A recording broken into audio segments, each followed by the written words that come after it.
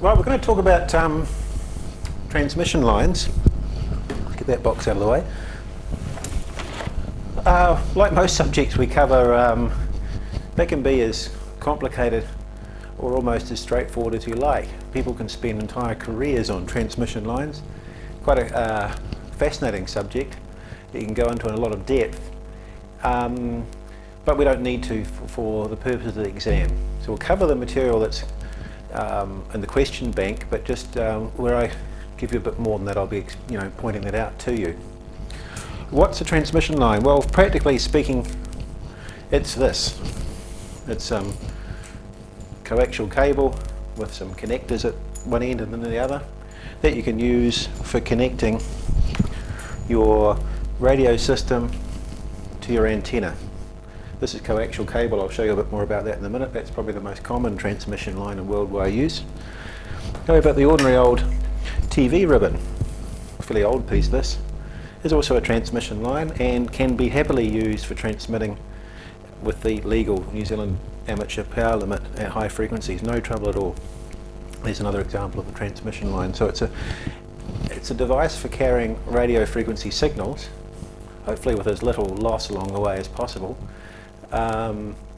typically between your radio installation and your aerial outside. I think when we're dealing with transmission lines, that's what we're really mainly referring to, is connecting between your radio installation and an aerial, but also connecting between accessories inside your radio shack, your radio station, say between a radio, maybe a low pass filter, which we'll talk about in the HF station arrangement, a standing wave ratio meter, an antenna tuner, and then on to the aerial. They're all bits of transmission lines. We need to just talk about a few of the characteristics of transmission lines and how they behave in the real world. So a typical transmission line might be a piece of 300 ohm ribbon like this, and we can draw it. It's easier to draw than coaxial cable really for what we're going to do. So we've got a start and a finish. In that case it's ribbon that's got plastic separating the two so the two can't touch. When we, for the purpose of explanation, we'll just draw our transmitter as being an AC generator, which is all a transmitter really is, but it might be operating at a much higher frequency. Well, it will be operating at a much higher frequency than 50 cycles per second mains. It would be, on the 2 meter band around about 150 megahertz, a little bit lower than that, 144 odd. Now, we want to get the power from our transmitter to a load. We'll draw the load as a resistor. Now that load most normally is an aerial, or it could be a dummy load like this. There's a 50 ohm dummy load, basically a power resistor designed to work at radio frequencies, and a thing for getting rid of heat. And we'll come on to dummy aerials and towards the finish. So that load could be that or an aerial, but typically that's an antenna connected on the end. And let's get my duster out. Obviously if it was an aerial like a half wave dipole, which we haven't covered yet, but that'll be the next session, it'd be something like that. It would be some 2/4 wavelengths of the frequency we want to operate, bits of wire separated out like that. That's the most common type of antenna in use really. But that aerial can be represented as a resistor, because at the operating frequency, at the frequency that the aerial is designed to work at. Because an aerial, there is power going into an aerial and it's got to go somewhere, and it's been radiating out into space to carry on forever and a day until it hits something. And in the process of radiating power, it's behaving for all intents and purposes like a resistance, so we can draw it as such. It's not always, as an aside, it's not always a perfect resistance. If you're operating it out of its sort of operating frequency, it will then start to display other properties. It'll have resistance, it'll have conductance and capacitance. It will be an impedance. It will be a complex resistive collection of resistance, inductance and capacitance. So that's a long-winded way of saying that in a transmission line you have a source at one end, and a load at the other end, and we'll just draw it in this case as a resistor, because we want to talk about a thing called characteristic impedance. Impedance is given the symbol Z, and when we talk about characteristic impedance, we talk about Z0 or ZO. That's characteristic impedance. Every transmission line has a characteristic impedance, and the characteristic impedance is a bit of a slightly circular argument way of explaining it. If you have a piece of transmission line and you connect a resistor at the end that's equal to its characteristic impedance, then as far as the generator is concerned, at this end here, the transmitter, that piece of wire looks like it goes on to infinity. So another way of saying characteristic impedance is the impedance that you see looking into the cable and a piece of transmission line that goes on to infinity. That's not practical, of course. It tends to be expensive, like infinite dollars. So if that carried on to, there's a symbol for infinity, then the impedance that we see looking in at that end will be the characteristic impedance.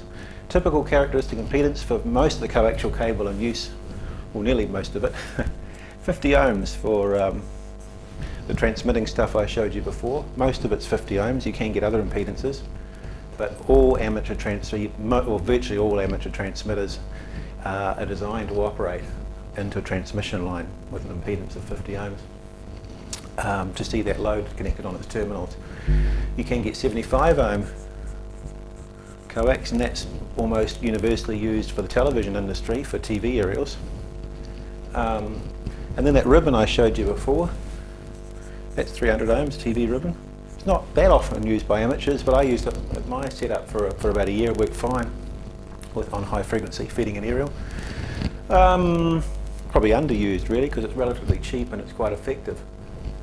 And a very common type of transmission line we'll come on to in a bit when we talk about different types of transmission line is open wire feeder, which is length of wire with insulators spacing them apart every now and then, and that's normally around 600. And you can get other types in between. You can get another type of thing called twin lead, which is kind of like big 300 ohm ribbon, and that's about 450 ohms. So we'll talk in a minute about what actually determines the characteristic impedance. Why is some 50, why is some 300, and so on. In fact, we'll do that right now. So that's what characteristic impedance is. If you have that piece of transmission line that goes on forever, that's the impedance you see when you hook up to that bit of infinitely long cable drum. And if you have a shorter length than infinity, but you terminate it in its characteristic impedance, so if that's 300 ohm ribbon, we put a 300 ohm resistor on the end, that transmission line behaves like it goes on forever. We'll talk about reflections on transmission lines in a minute and how that makes things interesting. That's what happens when you terminate your transmission line in an impedance other than its characteristic impedance. What determines characteristic impedance? You can work it out mathematically from making measurements of the transmission line. That's not very often that amateurs would ever have to do that. We normally go out and buy some 50 ohm cable, and there you are, you know what it is straight away. It's to do with the relative size and spacing of the conductors that make up the transmission line. So I think it's probably a good time to talk about the main type, which is coaxial cable. So if we just draw it,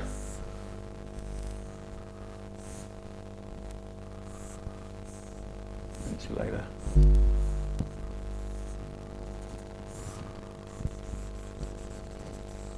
There's our typical coaxial cable. It's got an outer black, normally black, you can get white, black, mostly black, PVC insulation layer, just to waterproof the whole works.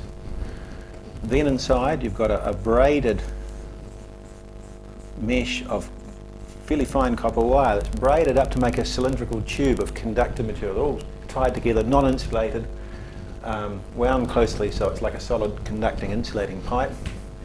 Then inside here, but it's flexible, that's why they're braided to make it flexible. Then you've got another layer of PVC insulation, normally clear, translucent white sort of colour. And then a centre conductor, which is copper, either solid or braided. or, made up of multi-strands. So you've got copper there, an insulating layer, and in the centre. I'll show you a real example of that. So if we draw a cross-section of it, you can get coaxial, very high quality stuff called heliax, where the outside conductor isn't braid, it's actually virtually a solid copper tube, a wound sort of copper strip that can be bent around a fairly big radius. It has a property that's very low loss. It's the lowest loss coax you can get. You can even get lower loss coax, which actually is mainly air inside rather than PVC, with little ceramic insulators spacing it every now and then. And that's getting into very expensive, quite difficult to use, difficult to put connectors on the end. The connectors to put on the end are very expensive, but it's very low loss. If you look at a piece of coaxial cable, greatly magnified, cut in half, that's what it looks like looking down the end of it. Now, characteristic impedance are determined by two things. The inside diameter of the braid, the outer pipe if you like. Doesn't matter how thick this copper is, it's the inside diameter that's important. And the other thing is the outside diameter of the centre conductor. And there's a simple formula that relates it to a certain number multiplied by the log of the ratio of the two together will give you the characteristic impedance of the transmission line. And the bigger the ratio, the higher the characteristic impedance. So if that inside wire there is quite small, it's a higher characteristic impedance than if it was that big. And you notice that when you look at 75 ohm cable, the same size as 50 ohm, you do notice a difference in size and inside diameter. So that's the characteristic impedance of coaxial cable. That's what influences it. Is the size of it. The actual material, the insulating material, doesn't really have an effect on it. It could be air or vacuum or PVC. The other one is open wire, is that ribbon cable. You know how we had two wires with plastic in between to separate them? Often got holes in them to reduce the loss.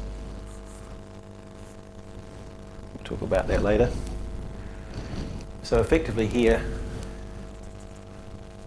it could be largely air with just insulating rods every now and then, keeping them apart. It's the same idea, what determines characteristic impedance. It's a formula based on the outside diameter of the cable and the spacing between them. And in the very useful books that I'd recommend you looking at if you're really interested in getting on and learning more about aerials and building them and so on, in the ARRL antenna book, American Radio Relay League book, antenna book, it goes into this kind of thing. And they have tables for how you can actually make your own open wire feeder and design them for particular impedances and things.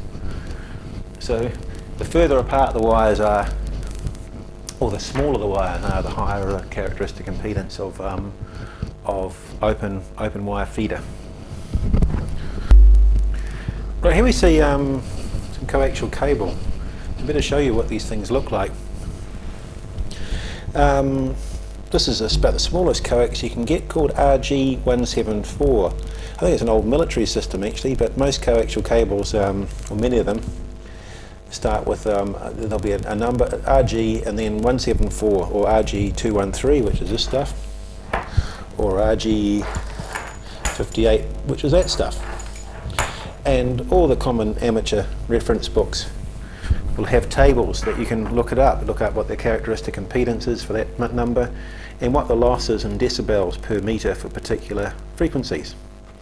These things aren't perfect transmission lines. You do lose some power as you head along the line. So the longer the line, the less power comes out the far end. So if you had 100 meters of this stuff running at around the 2 meter band, you'd probably have quite extreme degrees of loss. It wouldn't be practical. If you put 100 watts in at the beginning, you'd probably only get 1 or 2 out the far end. The rest has gone to warming the cable up. Whereas this stuff would be a far more practical proposition for long cable lengths. This is RG213, which would have lower losses. With coaxial cable, generally the heavier the conductors helps reduce losses due to the resistance, and having a bigger space between the two helps reduce the losses in the insulator, sometimes called the dielectric. as in the capacitor, it's called dielectric losses, and that reduces when you've got larger cable. Obviously you still have to have the ratio between the diameter of that and that right to get the characteristic impedance right. But here you can see the inner conductor, which is made of several strands of copper. That helps give it flexibility. You can use solid, but it'd be more rigid, perhaps more prone for them to fracture if you bend it a bit. Here's the polyvinyl chloride PVC insulating layer, and here's the outer braid, and you can see there how it's woven. If I just peel that braid back, woven nicely to make it reasonably flexible.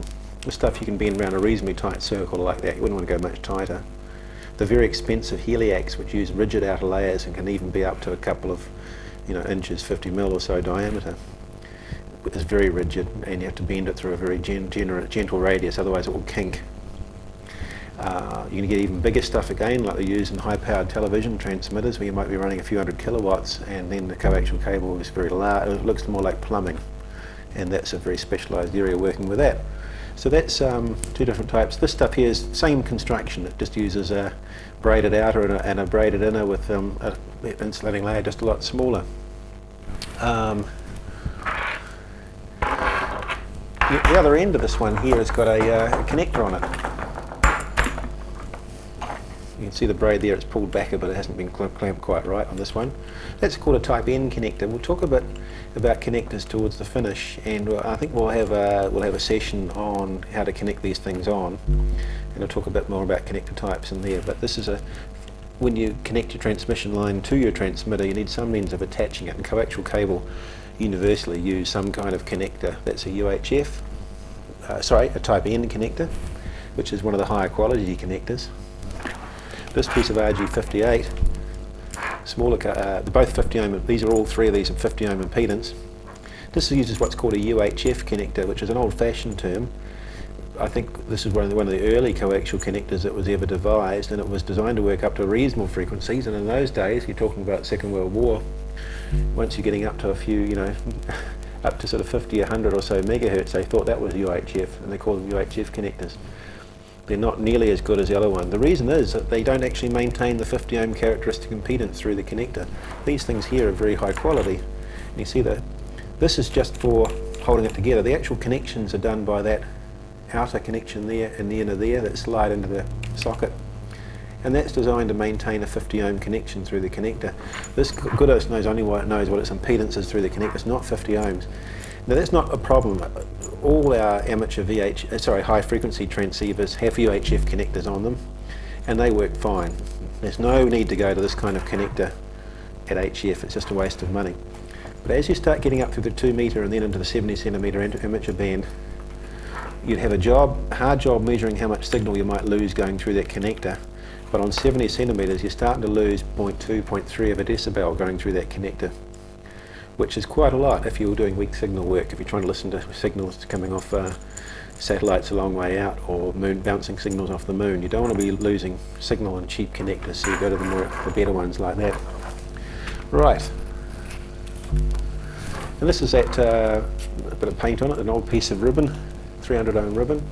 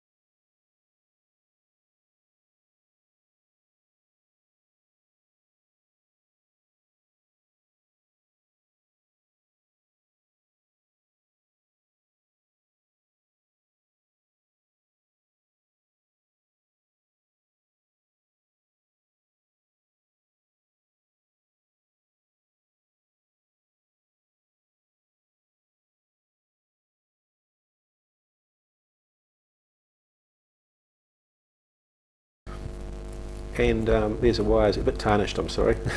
We used a piece of this once for our field day back about 3 or 4 years ago, and high frequency worked fine. We won our section too. But you can see, to stop when it's twisted, to stop the wires getting closer together and causing impedance problems, you've got that plastic there spreading it apart. And the air, the reason they use air like that every now and then is to reduce the losses. The less plastic you can get inside there, the less losses in the dielectric. So one final comment about coax is this has got a solid PVC insulator. The better quality ones will use foam in there. It's a rigid foam, I mean a firm foam, you can squash it if you squeeze it hard enough. But because we've got quite a lot of air bubbles inside the PVC, you get lower losses. That does have other effects on the transmission line, which we'll talk about later, called velocity factor. It affects how fast the signal travels through the cable, doesn't affect the characteristic impedance. There's another example of quite a small size 50 ohm cable that's perfectly okay for hooking between bits of test gear at lower frequencies. You wouldn't want to use it at UHF, you'd lose quite a bit of signal on that length there. And that's called a Bnc connector. That's one of the other very common connectors that's used often on the top of your handheld radio to connect your rubber duck aerial or whatever onto it. And they click together quite nicely. Here's a Bnc adapter here. Click together, quick release, don't have to thread around. Quite nice connector. I've just drawn up here some open wire transmission line.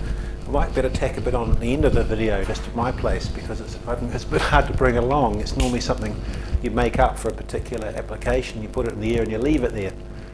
Open wire line is more often manufactured, homemade rather than brought. But you can get a type of open wire line, and that's advertised in Break-In and the advertisers now. There's a supplier of antenna connections and cables and things. Open wire line is just, it was virtually probably one of the earliest transmission lines used by amateurs way back in the 1920s and 30s. And there's a certain amount of romanticism in using it actually. It's quite nice to see it up in the air. But it's not used so often these days, but there's nothing wrong with it. It's good stuff. It's far lower loss than coaxial cable.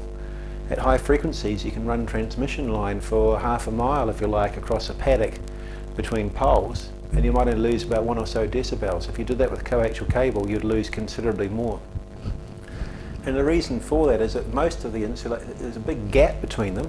Here's the conductors, and you use a spacer to keep them apart. In the old days you used bits of wooden dowel or broomstick or something and hooked it up in some boiling wax weld. Cooked it up in wax. I don't know how many of them blew themselves up. And the wood to get an insulating material inside there, but you can use PVC pipe, or the other thing that's really quite good is fiberglass electric fence poles. It's a good material to use. And just cut a notch in the end and a hole. And what you do is you run the wire through the notch, and then to keep the thing there you can use a little bit of copper wire, wrap it around there, and it stops it falling off. That's how you make the spacer. Quite a nice technique. And you have the spacers just to keep the wires a correct distance apart. You don't want the spacers too far apart because they can kink in the wind. So you have to tie them up at each end. So there is a certain inconvenience in using open wire line in that you have to kind of, this is why coaxial cable was invented actually. The problem is you can't tape it to your metal mast or wooden mast because that will upset the operation of it quite considerably. So it has to be spaced away from a mast or a tower, or stretched tight going between the tower and your shack in the air. And it doesn't like going around corners in a hurry. You can't wrap it around things very easily. So it is a bit awkward to use, but if you can use it, it's well worth considering because of its very low losses and it's very cheap to make, and it does work very well. That's open wire transmission line. I use it in my place at home. Now, that's the reason why coaxial cable was invented, because this stuff, whoops, I'm getting myself in a dreadful tangle here. You can cable tie that to a metal pole or mast or angle section or whatever, and it can be held firmly up against a metal surface, and it won't notice it. It will work perfectly well. You can bury it under the ground. It's actually waterproof and everything like that, so it can go inside, outside, so can the other stuff, but you can put it up against things, and that's the key thing. You can't do that with, open wire feeder. Same with ribbon. You can't hold that up against anything. It has to be out in the space away from conducting materials. Now just a few things I just need to tidy up on about transmission lines, and that's the first thing is the fact that a transmission line won't radiate a signal. I should have mentioned that at the start, I'm sorry. The idea of a transmission line is to carry the power from your transmitter to your aerial, or receive signals from your aerial back to your receiver, and get it there as efficiently as possible without losing too much signal along the way. And you don't want it to radiate, that's what I meant to say. You want the aerial to radiate, in other words, send the signal. You want the signal to be released from your aerial up on the top of your pole. You don't want it leaking out of your transmission line along the way. And the reason that doesn't happen is because the signals cancel in the transmission line. So if you look end on at your open wire feeder, any electric or magnetic field, and we're going to talk about this in more detail under aerials. So any field produced by them, because the current is going one way at any one time and one way and the opposite in the other line, is that the signals, any radiation out from them is equal and opposite, and they cancel out so they don't radiate. With open wire feeder, you have to be careful if you make the gap between them too wide with respect to the frequency it's operating at, it will start to radiate. At a high frequency that's not a problem. But there's nothing stopping you using open wire feeder at VHF and UHF, and people have done it before, but you do have to use them that are getting close to, if you try and make it with something that far apart, like you can get away with at high frequency, at the 70 centimetre band, that's almost half a wavelength, and your transmission line will start to radiate, and you'll be losing signal on the way, and it'll be going to places you don't want it. So that's commonly why, nowadays, amongst a number of other reasons, you don't see transmission, open wire feeder used at UHF. I do know someone who does use a ribbon type material at 2 metres, feeding a type of antenna with big success. Anyway, I digress. So that was one thing I wanted. Now I'm going to talk about why a lot of the time we do our best to terminate our transmission line with an aerial or a load, normally an aerial, that equals the characteristic impedance of the line. So if it's a 50 ohm transmission line, we want the aerial on the other end to look like 50 ohms at the frequency we're operating at. So now we're going to get into this black art of standing waves and VSWR, standing wave ratio, or voltage standing wave ratio. So we'll just look at so here we see a transmission line terminated in the characteristic impedance. So we've got say a piece of 300 ohm ribbon, and we've got a 300 ohm resistor on the end. And let's just look at what happens to the voltage and current along the transmission line. We're not looking at an AC signal here, we're not kind of looking how it varies. What we're looking here is if you took measurements along the transmission line, so here's a graph here, so that's say meters down the transmission line, and this is the measurement here, how high the voltage or current is we measure. If we get a radio frequency voltmeter, which you can do, when I was at Christchurch Polytech in a previous life doing my stage 3 radio technician certificate, they had a lovely experiment laid out with a transmission line on the workbench, and you can go along and measure it and slide this gadget along. In this situation where it's terminated in its characteristic impedance, the line is what we call matched. It's been connected to a load that equals a transmission line characteristic impedance, and we call that matched. Anything else is a mismatch, and we call that a flat line. I work as a doctor as well nowadays, and flat line normally means your heart's not working, but this is different. I digress. So if we move our voltmeter along here, we're going to measure, for all intents and purposes, the same voltage all the way along. Practically, if it's a very long transmission line that's got losses, we'll find the voltage will fall as we go along, but we'll just talk in an ideal world that this line doesn't have any losses in it. Likewise, if we could break the transmission line and put a radio frequency ammeter in there, it doesn't matter where we put it along the line, we'd measure the same current. I mean, that makes sense, doesn't it, really? It's the same line all the way along, we should get the same voltage all the way along, the current should be the same all the way along. And we've just drawn this here, it's flat, hence the term flat line, because the voltage doesn't vary down the line, and neither does the current. I've put the current in a dashed fashion there. For any transmission line with a characteristic impedance of greater than 1, the voltage is always going to be higher. By Ohm's law, R is equal to V over I, and the higher the characteristic impedance, the higher the voltage will be, the lower the current. Higher voltage, lower current for a given power level. Incidentally, that's one of the reasons why open wire feeders are quite low loss as well, because of what we call high impedance, running about 600 ohms. They have a higher voltage across the line, but lower currents, so you get less I squared R losses. Just the same way we use high voltage transmission line, well, power lines to carry power around the country. The higher the voltage, the lower the current, you get less I squared R losses in your conductors, and that applies to transmission lines. So that's a matched or flat line. Now the tricky thing happens if we do other things to this transmission line. If we mismatch it. What if we took the load off altogether at the far end?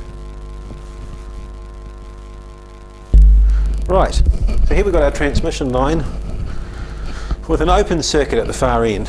It's not going to be flat, it's going to be very mismatched, and quite an interesting thing happens. We get standing waves on the line. What happens is the power leaves the generator, the transmitter, heads off down the line, hits the far end. This is the interesting bit, hits the far end, bounces back. It doesn't disappear into the characteristic impedance that you've terminated in. It no longer looks like an infinitely long piece of line, it actually comes back, heads on back down towards the generator. And what happens is this, the power going out interacts with the power coming back and causes standing waves. A bit like a slinky spring that's been waved with the end of it sort of attached to a wall or something, you'll get this funny standing wave pattern. It's a bit of a strange concept, it's one of those things you just have to accept. I still don't know why it gets bounced off the far end, but it does. Okay? And we can look at what the voltage and current look on the line, like on the line now. It starts to look very interesting. It's no longer flat by any means. Now, if you just use a bit of imagination here, you think, well, I wonder what the voltage is going to be at the end of the line, and I wonder what the current will be. Well, no current can flow there, can there? There's nothing for it to flow through. So we know at the end of the line, the current will be 0. Okay? Now we know that the voltage at the end of the line, because there's nothing for it to disappear into, nothing to pull it down, if you like, or drag it down, as will happen when we try a short circuit in a minute. So the voltage is going to be probably somewhere around the highest it will be. But what's it look like as you come back down the line? This is where you get this interesting effect. The power going out interacts with the power reflected off the open circuit, and you get standing waves, and they look like this.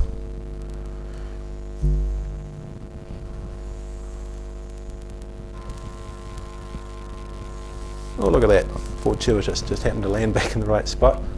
I've gone a little bit high there at the end. So what did we say that was? Voltage. And the current does the opposite.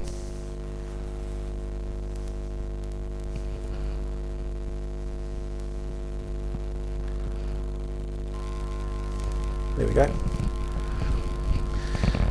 And you get the standing wave pattern, and you get this regular variation in voltage and current at lengths, various lengths down the line, dependent upon the wavelength, the frequency you're operating at. So this point here and that point there, these points here, where we reach a peak and a dip, sorry, the last one's a bit too far apart, are actually a quarter of wavelength, lambda over 4 apart.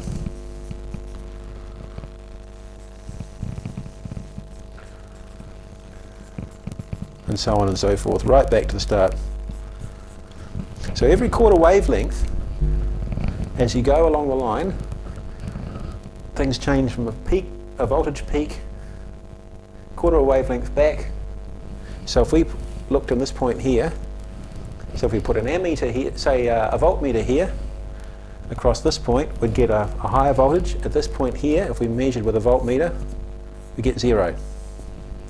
All right, if we put an ammeter in the line here, makes sense, no current, there's nowhere for it to go. But if you broke the line here, a quarter of a wavelength back, the ammeter reads a peak. That's strange, isn't it? It's a bizarre concept. It's like there is 0 voltage here, but a high current, and it's all the way back down the line. In fact, you can actually demonstrate this with open wire feeders if it's open circuit at the far end. You put enough power into the line, you can go along with a fluorescent tube which will strike, if you hold it up near the plastic, near the wire, or on the wire, you touch it on the wire if there's no plastic on it. The fluorescent tube will strike, and then it will, at the voltage peak points, but will go out in between and then strike again. So at regular points down the line, every quarter wavelength. Remember, wavelength, that's wavelength in meters is equal to frequency, is equal to 300 divided by the frequency in megahertz. If you're just using hertz, you'd have to put 300,000 on the top line, or 300 million, sorry, meters on the top line. But most times we're dealing in megahertz. So if this was a 300 megahertz generator, 300 over 301 meter, so every 25 centimeters down the line, roughly, you'd go from one of these voltage peaks to dips. So it's quite an interesting concept, and it just goes to show that look, the first thing I want to say is talk about standing wave ratio. The standing wave ratio is the ratio, and we normally talk about voltage standing wave ratio. We can talk about ISWR, we get the same readings on the same transmission line, but voltage is easy to measure with our metering equipment. We've got a standing wave ratio meter here, an MFJ, sometimes called mighty fine junk, but sorry, that's a bit unfair, an MFJ standing wave meter. So we get gadgets that can measure it in a transmission line. That, if before our transmission line that was terminated in the characteristic impedance, which was a flat line, the voltage and current, the voltage is constant the whole way along, so the ratio, there's no voltage peak or minimum, it's exactly the same. So any voltage along the line divided by any other voltage along the line is 1. So we talk about a standing wave ratio of being 1 to 1. Okay? Or VSWR, the standing wave ratio is 1. If in this situation where we've got an open circuit, the voltage reaches some peak level, but its minimum level is 0. So whenever you divide a number into 0, you get infinity. With 0 into a number, yeah, you get infinity. So we talk about the standing wave ratio on that line. This has got an infinite standing wave ratio because of the big difference between peaks and dips.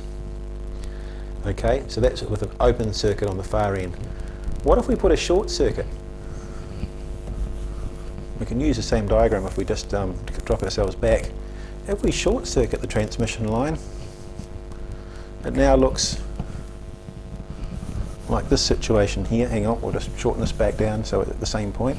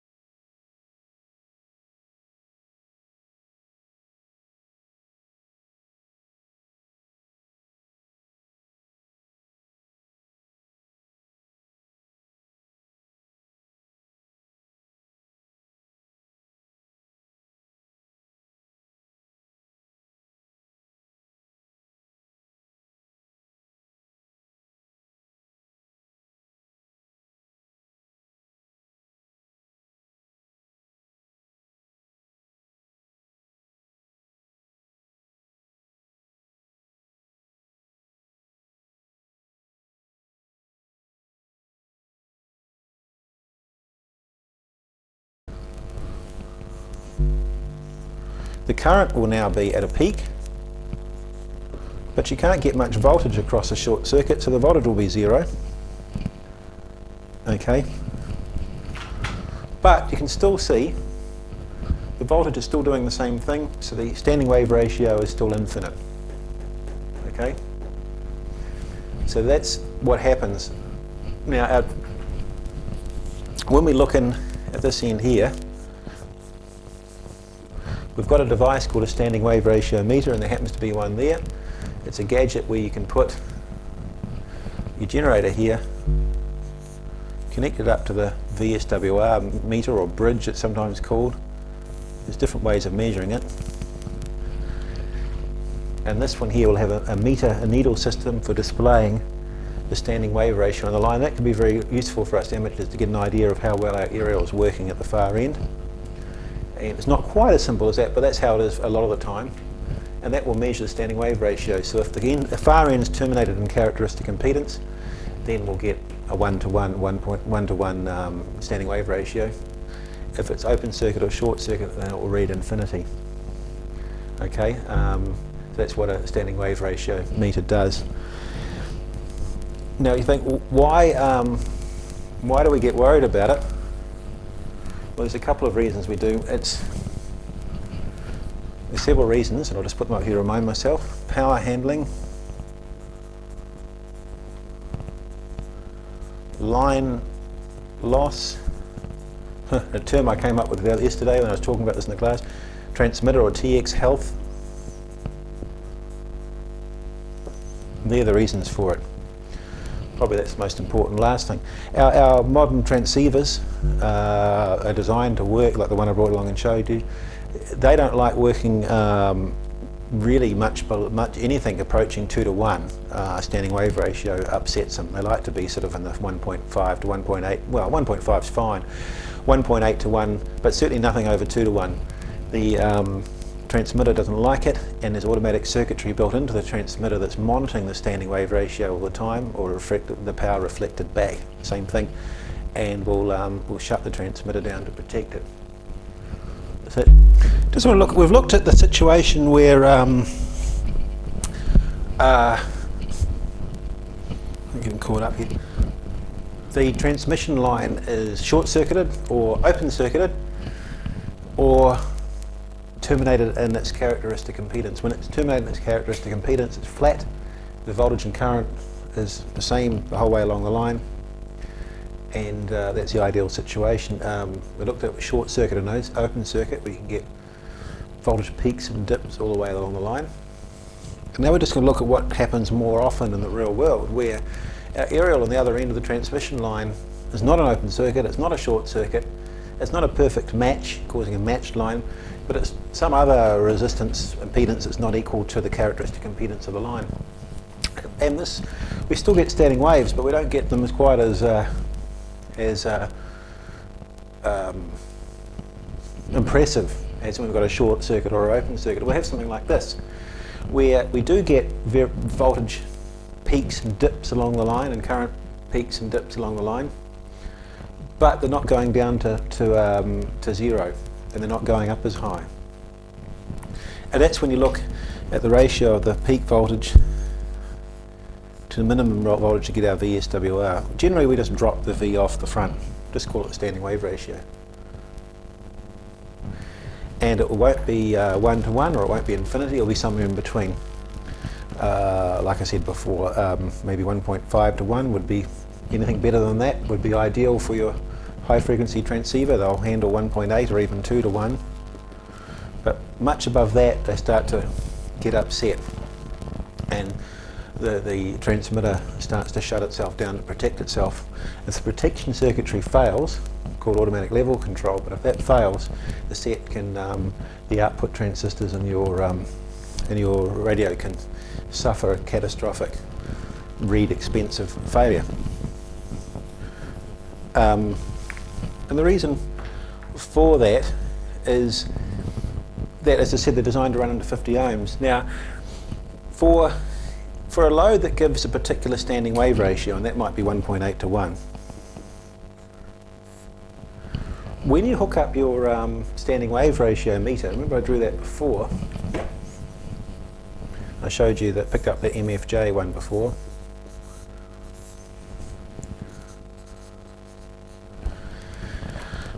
Remember we are running, say, this transmitter around 300 megahertz. So it's 25 centimeters from there. So every dip is half a meter away from the other, okay? So if we could start to look at what would happen if the socket, the plug-in socket at the end of the transmission line was at different points along here, okay? What if it's there?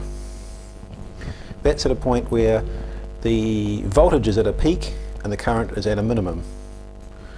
So that's what we would call a high impedance point.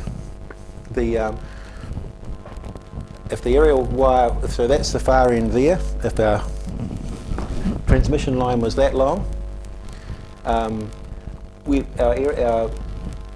transmitter and meter would be connected up at what we call a high impedance point, where the voltage is high and the current is low. Remember RSV over I? High V, low I means high impedance. Now this is an important thing that people don't always understand, but it's just useful to remember this, that the standing wave ratio meter will still read exactly the same thing. Okay? It will still read 1.8 to 1, because the peaks and dips, but how long the line can alter the impedance. Okay, so here it's a high impedance point. If we put the plug-in socket there, just if we happen to have arbitrarily fluked it and made the connection a bit slightly different, here we've got current at a peak, voltage at a minimum. It's a lower impedance point.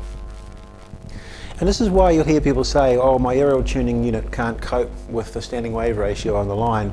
And then someone might suggest, well, why don't you change the feeder length a bit? And if you just put a bit more feeder mean transmission line in, the standing wave ratio is the same, but sometimes the tuner can handle different impedances better if it's at a different point along the line. So that's just a useful bit of information.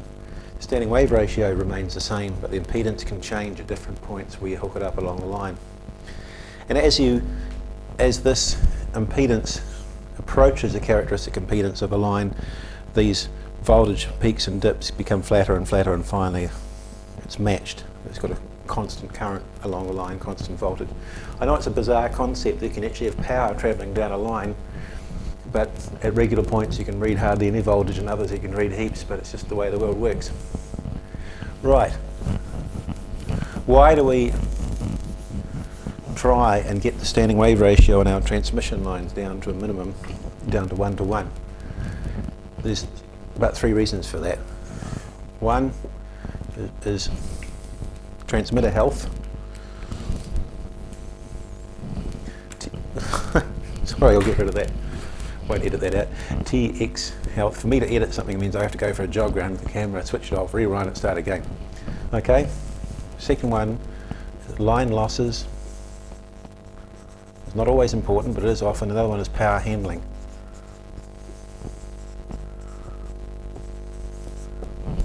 Start with transmit health. You could see before that when you've got standing waves on your line, the impedance back at the start of the transmission line is going to be different depending on how long your line is. And if you try and operate your transmitter into a very high impedance or a very low impedance load, much different from 50 ohms, it won't like it. And in extreme cases you can do damage.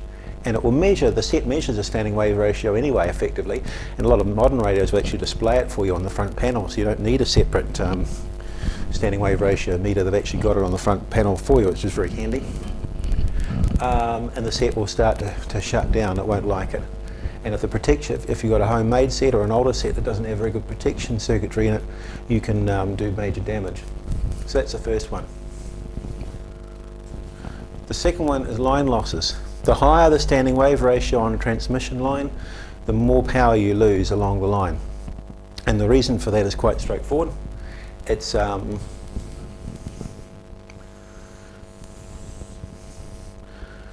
say that's the voltage.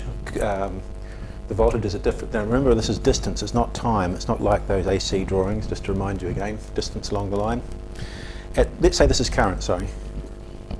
Now at the current point, remember the power loss due to resistance in a conductor is I squared R. If you've got high current points, I times I, if you double the current, it means the power loss goes up 4 times. So for that part of the transmission line, you're losing, say if the SWR is 2 to 1, you've got twice as high a current at that point, and you're losing more power. Now, you might say, well, okay, if the line was flat,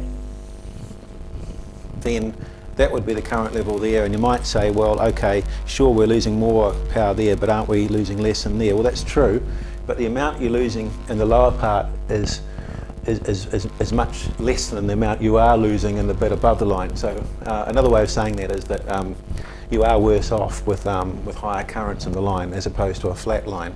So you end up with more power loss due to current, due to I squared R. But it gets worse than that. The other problem is the voltage is doing the same thing down the line. That's got peaks and dips. And remember the loss due to leakage in the conductor and so on, that's V squared over R, and you've got the same problem as current. But where you've got a peak, the power loss is increased by a square factor. So even though other parts of the line the voltage is quite a lot lower, it is worse off because of that square factor. So you lose power in heating up the copper, and you also lose power in heating up the PVC insulator as well, with high standing wave ratio. Now the extreme problem happens when, let's say, you're running your coaxial cable near its power limits. So for RG58, that may be around about the 500 to 1000 watt mark. It's in the tables, you can look it up. Shouldn't be running any more than 500 watts, but let's say you're running 500 down there, which is probably getting near its limit. If you try and run a high standing wave ratio on that, so let's say that the maximum voltage we shouldn't go over on that RG58 is this many volts, and if the line's nice and flat and matched, then the voltage will only get that high. Alright, what if we try and run a high standing wave ratio? You've now got something like this. Now you're getting into a dangerous area. In that part of the transmission line, the voltages are high and they're going above what the cable is rated for. And I've heard of it happening, I've never seen it myself, but a high standing wave ratio on lower powered coax, you can do a post-mortem when the game's over and the smoke stop, but find at regular points along the line there's been arcing over. The dielectrics failed and it's blown through and it's all carbon and crook and knackered. So that's, and the same thing happens with the current. That at regular points you'll get current peaks, and the current might go above the current handling capability of the cable at those points, and you can actually start to heat up the copper so much you can melt bits of dielectric. So power handling, that's the other reason for having line losses. That's in the extreme case when you're running cables near their limits, you have to have them matched. Now line losses, just one last thing about that, we've dealt with those two. You can actually work it out.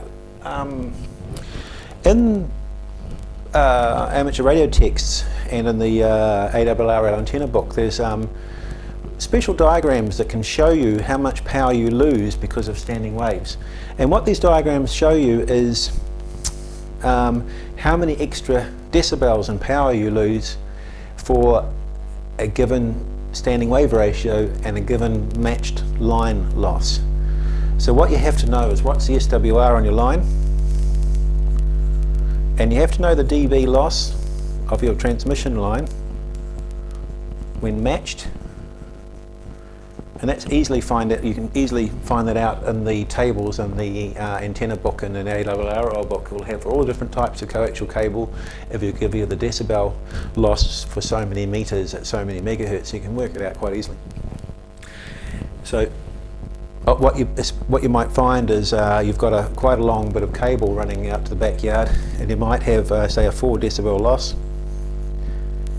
and you put it into the curve, and you might be running a 2 to 1 SWR, and then it will show you on the curve for a 4 dB cable loss running at that SWR, your additional losses might be 2 dB, and then your loss will become 6 dB. So you can work it out. As the SWR gets higher, it gets quite bad. So if you're running, say, like a 6 to 1 or something like that, 4 to 1, you might find that your additional losses might be almost as much or more than what you started out with, and you might end up with 10. I'm just making these figures up. It should be in the ballpark, as the Americans would say. Most of the time we don't run with high SWRs like that, but occasionally we do. And we'll come on to that towards the end when we talk about aerial tuning units. Now, another thing we need to know about for the exam is the interesting properties that a quarter wave length of transmission line has when you short circuit and you open circuit. Something quite interesting happens. If you've got a very short bit of transmission line that's only a quarter of a wavelength long, so maybe about 25 centimetres for 300 megahertz, but it will be a bit shorter than that because of the shortening effect that cable has, which we come on to in a minute, called velocity factor. But let's say we've got a generator there, our old friend. Let's say we've got it short circuited, so we know that there will be a current peak at the end and voltage would be nothing. So we know that that will be a voltage minimum, and coming back here, quarter of a wavelength back, will be V maximum. Current will be at a maximum at the short circuit, but it'll be a minimum here. So the current of next to nothing and a voltage that's very high, it's high, looks like if it's 0, R equals V over I, is 0 on the bottom line, that's infinity.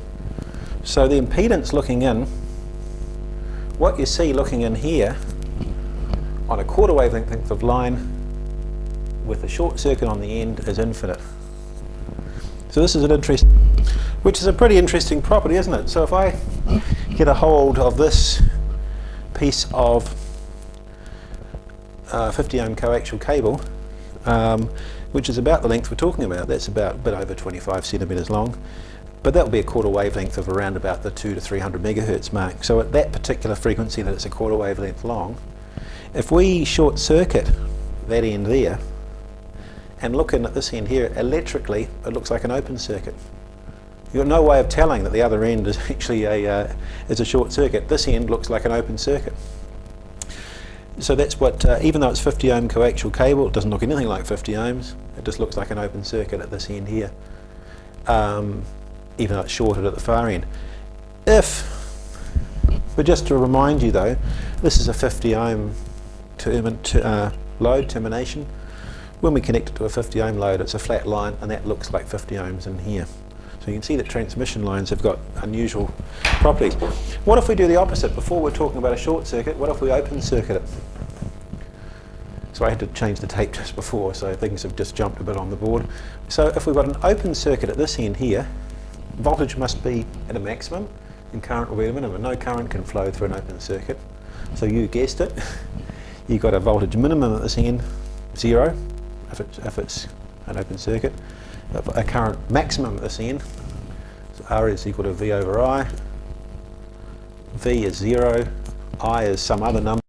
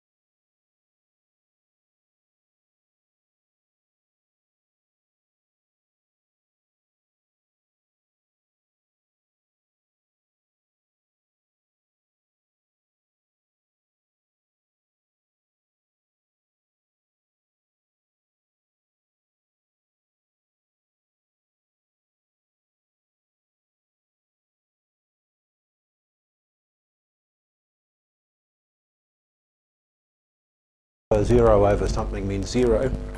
So an open circuit at this end looks like a short circuit at that end. So if you have that piece of coaxial cable and just like that, without anything on the end, just open circuited, not shorted like before, this will look like a short circuit at this end here. Well, why do you ask that? Well, that actually is a useful property of transmission lines, and so it's in the exam you're expected to know what a quarter wavelength line looks like. A short circuit at one end looks like an open at the other, vice versa. But they do have uses. So I'll just quickly tell you about a non-examinable thing, and that's a trap. No, I'm not giving you a trap, I'm just telling you about a thing called a trap. Is, say we've got a TV set here. Alright, and there's a coaxial cable, 75 ohm, going up to the aerial on the roof. We won't draw the inner and outer, we will at one part in a minute. What if we've got an interfering signal? So we just want to listen to TV channel 2, which is around about, you know, the 50 megahertz, 50 to 50, I'm slightly off there, I can't remember exactly. Close enough to the 6 metre amateur band, that almost on top of it, that causes a lot of problems for us. But what if we live next door to someone who's got a TV, and whenever we transmit on our amateur transceiver with, say, 146 megahertz, because often TV receivers aren't that selective, this 146 megahertz signal is causing interference on his TV next door, and that happened to someone I know on the Marlborough Sounds recently. You can use our friend the quarter wave transmission line to do a useful job. So what you do is, if they'll allow you to come into their house, so here's the coaxial cable coming from the TV, there's the coaxial cable before it disappears into the wall. You can open it up, there's the inner conductors, join them together, take the braid out, join them together. Now what you do is you get a quarter wave piece of transmission line off 75 ohm cable, connect the outers to the outer of that one, and that's the inner conductor there. So what we've got is like a T connection. We've kind of got our extra bit of coaxial cable just paralleled across, the inner to the inners there, and all the outers, the braids are connected together. We have an open circuit at this end, and we cut this to be a quarter wavelength long at 146 megahertz. Let's put some tape over the end of that or something so it won't get into trouble. So you can see what happens. Open circuit that end, short circuit at this end here at 146 megahertz. Won't have any effect on the TV signal down there, but it actually allows us to actually short out any 146 megahertz signal coming down the transmission line, hits this area here and just sees a short circuit, bang, vanishes, just goes into warming up the coaxial cable. Well, it won't warm it up much, it's a weak signal, but that's where it goes, it just gets lost in the coaxial cable. And that's called a trap. Remember we can use series resonant circuits as a trap as well. And you could really say that this is probably a form of a resonant circuit as well, in that the reflected and forward signals in there are kind of forming a resonant arrangement. We won't go into that, but there you go. So these quarter wavelength blitzed line do have a use. The other place they have been used over the years, never seen it done myself, but it's in the theory books.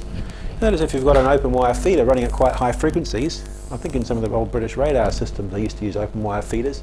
You'd use coaxial cable or waveguide, which we might mention at the end. What if we want to have a nice perfect insulator to space it away from a metal surface like the tower?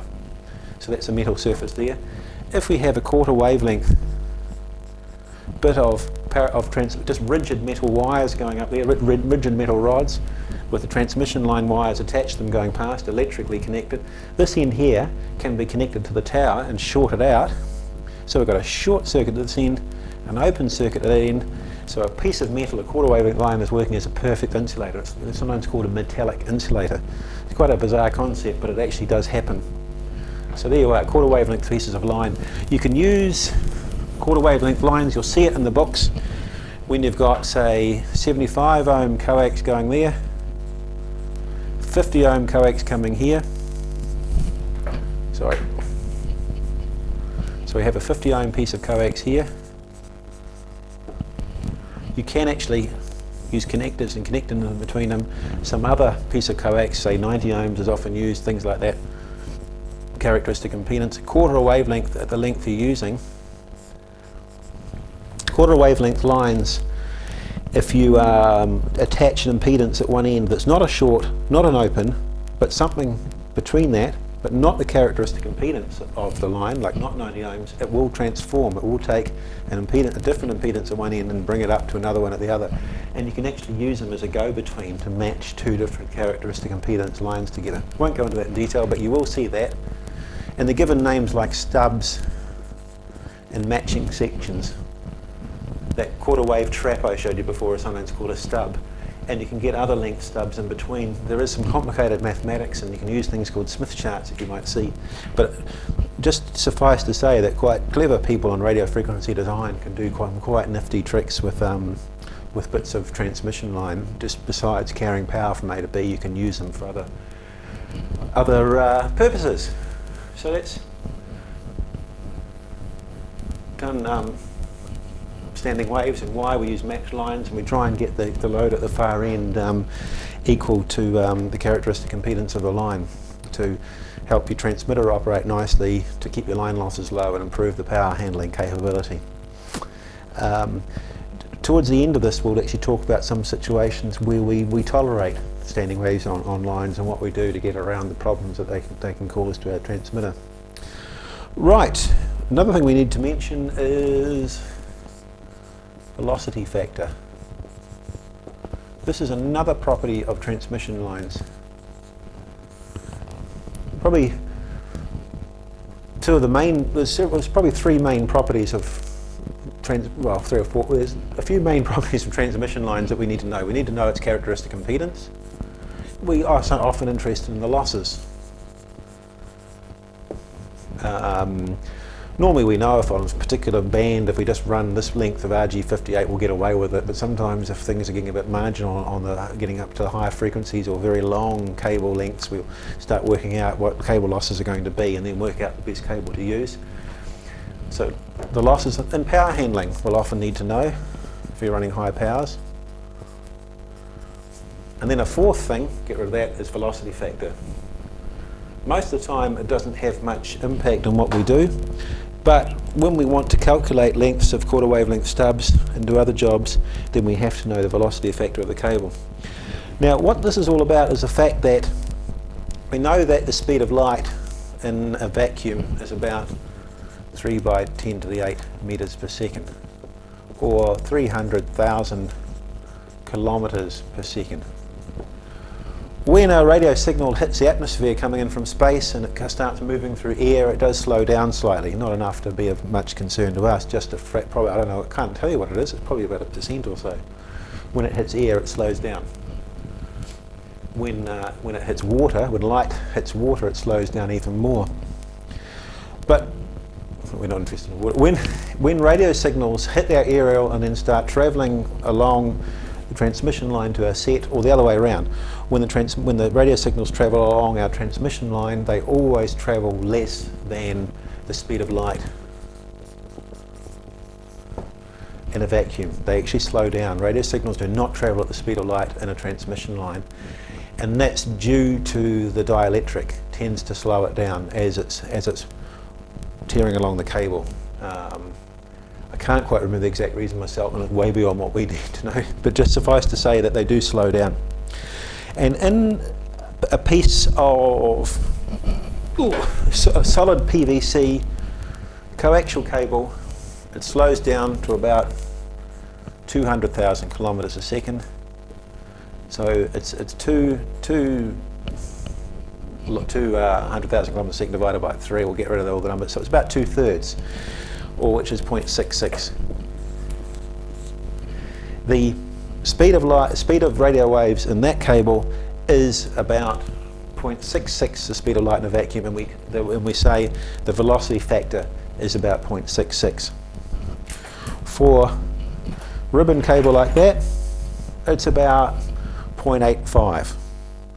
Basically, the more air there is in the dielectric, the higher the velocity, the speed of light, and therefore the higher the velocity factor. So 66% in that cable. Foam dielectric cable, it's around about 80%. It's about 85 or 0.85 for that. And for those open wire feeders it's even higher. I can't remember the exact figure, about 0.9, and look it up yourselves. Why do we need to know? Well, it becomes important. As far as, it doesn't actually worry us at all if our signals take a third less speed to get from our transmitter to the aerial in everyday usage. But it is important to know how fast, how much it's slowed down when we want to work out lengths of line. Like before, we had that quarter wave stub. Say we want a piece of quarter wavelength at 300 megahertz. Now we know that one wavelength at 300 megahertz is 1 meter, 300 divided by 300. Okay. Now, if we want to make that quarter wave trap, say our interfering signal is 300 megahertz, not 146. I haven't got my calculator with me. Say our interfering signal is 300 megs, might be a military frequency or some airport navigation transmitter or something like that, and it's getting into our TV set. So we need to know how long we need to make it. So 1 meter in a vacuum, the wavelength at 300 megahertz in a vacuum is 1 meter, okay? But in coax it's 0.66 times that, if it's solid dielectric, equals 66 centimeters. It's quite a lot less, because of the fact it travels slower, it doesn't get as far. So if we want to make a quarter wavelength piece of transmission line, it's half that, 33, so now you're down to 15.5 centimeters. If it was travelling at the speed of light in a vacuum, it's half that and half again. For a quarter it would be 25 centimeters. So you need quite a lot less coax, so velocity factor is important. That would not do the job, it would behave quite differently from that. So that's why velocity factor is important when you want to cut a particular length of transmission line, which is quite not uncommonly done by amateurs. When we come onto aerials, we'll meet the half-wave balanced to unbalanced transformer or balun that's used a lot with folded dipoles. And we need to cut a half-wave length of line, so we actually do need to work out, use the velocity factor and know what it is. If you're not sure, you look it up. You look it up in the tables, it will have all those other characteristics I told you about, but it will also have VF, velocity factor, as well. Right, what we'll finish off on is we've covered so far everything that's in the exam on transmission lines and a bit more, and what I want to finish off is just show you a bit about antenna tuning units and what they mean, what they are, and how why we use them. We'll have a more of a practical demonstration of actually operating one, and you'll see that in the index, what section that's under. The first thing I wanted to show you is, and I forgot to bring it in before, is how we carry signals at microwaves. When you start getting up around the several thousand megahertz mark, you don't have to go very far in a piece of coaxial cable before there's no signal left, it's all gone, more or less. And another technology is required, an end of this thing called the Waveguide. Now this is part of a fairly long retired microwave system that was used by the New Zealand Post Office and then Telecom. This is, for those who are interested, instructors watching this is a piece of Lenkert 78 equipment that goes back to the 1970s, and this operated on a link between Blenheim and Nelson. This was a part of a receiving system that ran at 6,500 megahertz, so 6.5 gigahertz. At those frequencies you don't use coaxial cable, you use waveguide, and there's a piece of it there. See that there? You can see the hole up the end. Goes through there, through here, through a thing called a circulator, and into the receiver. Those screws there are all filters, and the world becomes quite different at microwaves. This is actually the receiver mixer and preamplifier. So there's a local oscillator fed into here, and it's converted down to an intermediate frequency, and this is the image reject filters here, remember, from receivers. But there you are, that's a piece of waveguide. These things have incredibly low loss. You can run this quite happily from the equipment room down at ground level, up the pole to the dish, and they have very low loss. You might only lose a decibel or so, or a fraction of a decibel. And you can do clever tricks. They can have these like bellow things to make flexible joins, And the waveguide that actually goes up the tower isn't built like this, it's more like this flexible stuff with a plastic coating over the outside. And they work better if they keep dry air inside, so they tend to run dried air or nitrogen or something like that inside the waveguide. So yeah, that's a piece of microwave equipment. Some amateurs experiment with that and actually do use microwave gear. Now, I did say we're going to cover transmission antenna tuners and things like that. No, we won't. We're going to cover it under HF station arrangement, and we'll cover transmatches and that, so stay tuned for that particular one.